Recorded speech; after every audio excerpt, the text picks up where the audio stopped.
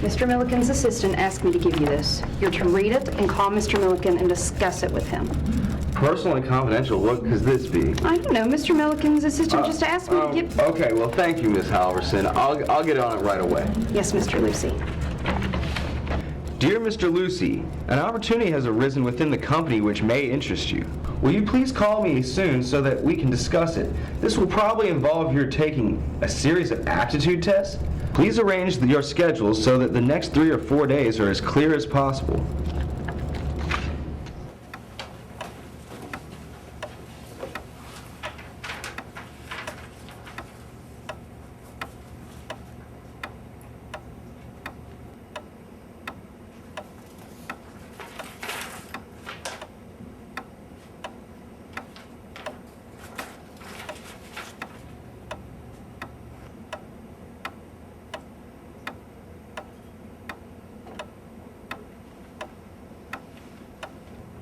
Married? Yes, sir, I am. Happily married? Well, Never mind. It's not really important. Children? first one, on the way. Here in the general office, there are over 2,000 men, ranging from the chairman of the board down to the newest trainee. My job is to balance these 2,000 men. In other words, to find the right man for the right job. And that's where these psychological tests come in. See, you can't be 100% accurate with just talking with the man. I mean, after all, you can't judge a book by its cover, can you? No, sir, I guess you can't. That's why we need one man, just one for the job. Any questions?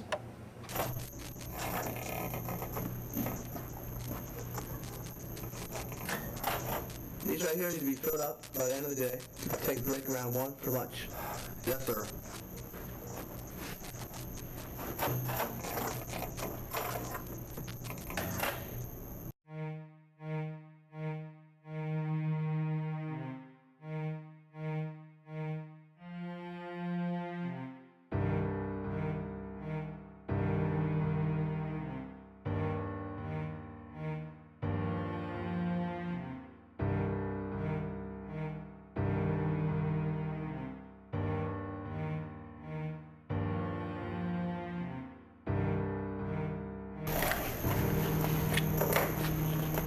Alright, you get a fast sandwich, be back here by 2. We'll go to the final interview.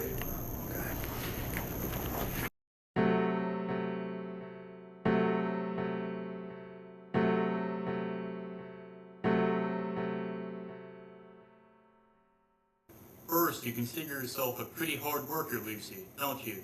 Take work home? I guess you could call me ambitious, Mr. McQuinn. I want to work hard and get ahead and provide for my family, but I know I'm no genius, so it's just hard work for me, but I don't mind. I like the work. Mr. Lucy, what are your ambitions here at Greater United? Do you want to be president of the company or what? I don't know if I'm brilliant enough to become president, but maybe a market research manager. Just hard work for me. Just as we thought. Drive factor, exactly median. Would you consider yourself loyal to Greater United? Why, yes, sir, I'm loyal. I think it's a fine company. What do you think, Carl? Just one more question. Lucy, is there any history in your family of mental illness? Has either your father or mother ever been committed to a psychiatric ward or a mental hospital? Mental illness? No, sir. All my folks were normal, just normal small-town folks. I see.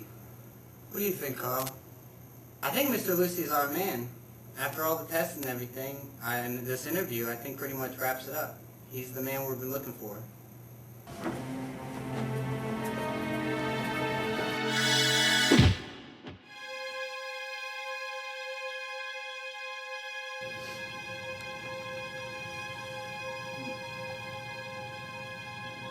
He's awake. Mr. Lucy, can you hear us? Can you speak, Mr. Lucy? Yeah. You've been given an injection You're paralyzed, but only partially. If you try, you can still try to talk. Let's get on with it. I have a meeting with the West Coast manager at 3:30. Lucy, as you may have gathered, you've been chosen for this rather special assignment. Jimmy, you want to explain the rest of this? Certainly, Sam. The easiest way to say it, Lucy, is that from time to time, it becomes necessary that a man die for Greater United Foods.